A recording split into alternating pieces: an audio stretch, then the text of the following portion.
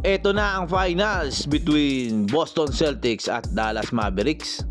Tanging ang Dallas lang ang balakid para makuha ng Boston ang kanilang 18th banner. Makakaharap ngayon ni Kyrie Irving ang dating niyang team na Boston Celtics. Muling magbabalik ang animosity o hatred ng mga Boston fans kay Kyrie. Saan nga ba nagsimula ang galit ng Boston fans kay Kyrie?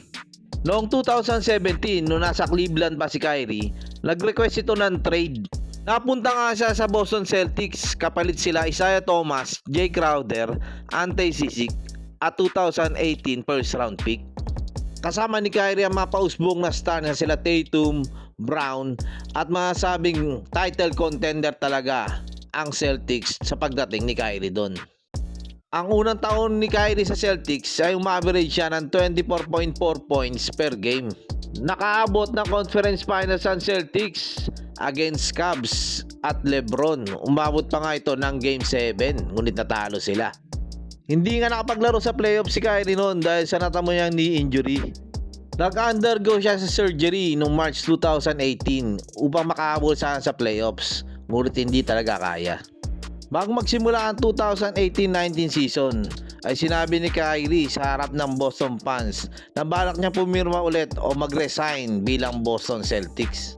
At syempre tuwan-tuwa mga Boston fans. Ngunit noong February 2019, nung tinanong ulit siya kung babalik siya sa Boston, wala nang kasiguraduhan ang kanyang sagot. Kaya marami nag-speculate at nagsasabi na lilipat na ng team si Kyrie. Noong 2019 All-Star Game, nakita nga si Kyrie at Kevin Durant na nag-uusap. Bali-balita nga pinag-uusapan nila ay tungkol sa paglipat nila sa Brooklyn Nets na kaya magpapirma ng dalawang max contract players ng panahon na yun. Umabot naman ang Celtics sa conference semifinals noong 2019 playoffs. Kalaban nila rito si Giannis Antetokounmpo at ang Bucks. Nag-struggle si Kyrie ng malala sa series na yon at nilaglag sila ng Bucks 4-1. July 2019, free agent na si Kyrie.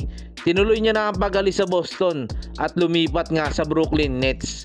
Kasama rito at nakipag-join force siya kay Kevin Durant. Pumirma si Kyrie ng 4-year deal worth $142 million. Sa paglipat nga ni Kyrie sa Brooklyn, malamang galit sa kanya ang Boston fans. Sa 2020-21 preseason, pandemic time, dadayo ang Brooklyn Nets sa bahay ng Celtics. Nakita si Kyrie na nagbaburn ng sage. Wala naman tao sa courtside, pero para ito daw sa pag-cleanse ng bad energy. Marahil ay na-anticipate ni Kyrie ang mga batikos ng fans sa kanya. Naging maganda naman kay Kyrie ang 2020-21 season sa Nets. Umaverage nga siya ng 26.9 points, 6 assists at 4.8 rebounds. At nakapaglaro rin siya ng 54 games. At nakuha niya rin doon ang kanyang ikapitong All-Star selection. Game 3 ng 2021 playoffs, kalaban nila Boston sa first round. Ito rin ang unang pagkakataon na makalaro muli si Kyrie sa TD Garden. As expected, puro buang nakuha ni Kyrie doon. At nung Game 4 naman, kung saan nanalo nga Nets, ay tinapakan o dinabugan, inistamp ni Kyrie ang logo ng Celtics na si The Lucky Leprechaun. Madami nga Celtics fans ang nagalit at nabastusan sa ginawa ni Kyrie doon. Ayan nagkaroon pa ng black eye si Lucky Leprechaun. Hindi nga nakatiis ang isang fan sa ginawa na yun ni Kyrie at binato si Kyrie ng empty bottle bago pumunta sa dugout.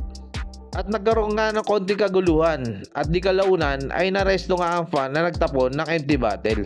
2022 season, hindi nakapaglaro si Kyrie sa kanilang home games, puro away lang dahil na rin sa vaccination issue nun.